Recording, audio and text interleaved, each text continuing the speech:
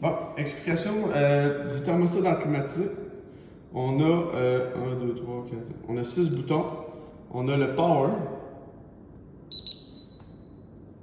Quand on pèse sur power, l'unité d'air climatisé devrait ouvrir et le chiffre devrait s'afficher sur le panneau avant.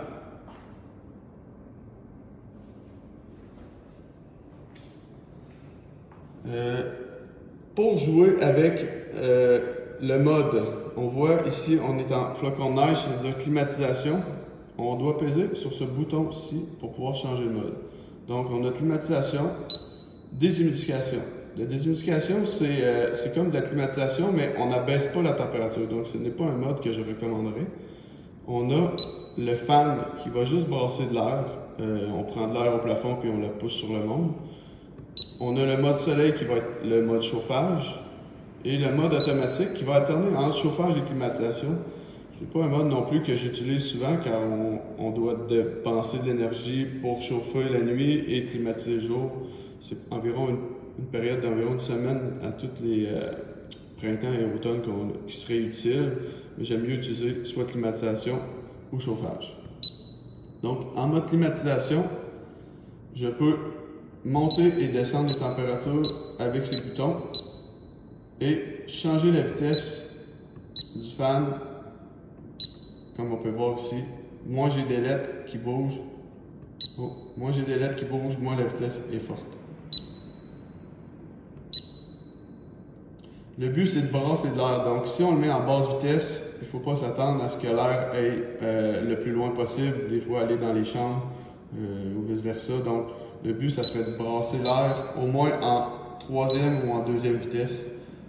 Deux comme ça serait suffisant un peu partout. Pour la sonde de température, il faut vérifier que les deux sondes ne se parlent pas. Donc, il faut vraiment regarder la sonde ici. Quand il fait 25 ici, moi je demande 23. Et là, on va afficher la température qu'il fait dans le logement. Tu veux dire que c'est normal que ça soit jamais affiché la même chose parce que c'est deux sondes séparées. C'est deux sondes séparées. Donc, vraiment vérifier que cette température-là, quand on pèse dessus, est vraiment plus basse.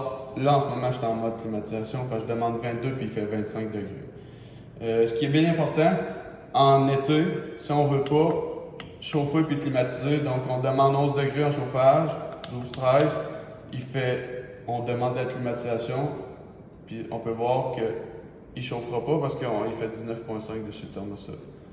Donc, il faut que celle-là soit toujours plus basse. Toujours plus basse que celle-là ici. Celle-là. Après ça, on a des ailettes dans l'air climatisé qui peuvent être tassées si on veut enlever l'air qui est diffusé sur les gens, les tables. On peut monter ici. On peut tasser de gauche à droite ou la recentrer.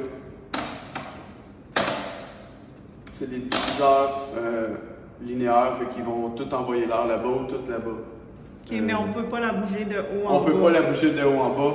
En climatisation, ça va en haut. En chauffage, ça va en bas. La machine, elle le fait elle-même. On est mieux de ne pas toucher à ça parce qu'après ça, quand le moteur va refermer, il va rester ouvert si on y touche. OK.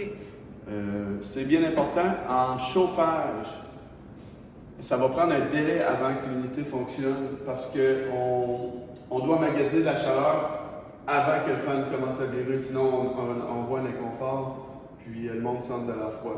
Il faut attendre au moins 5-10 minutes avant de voir la chaleur apparaître.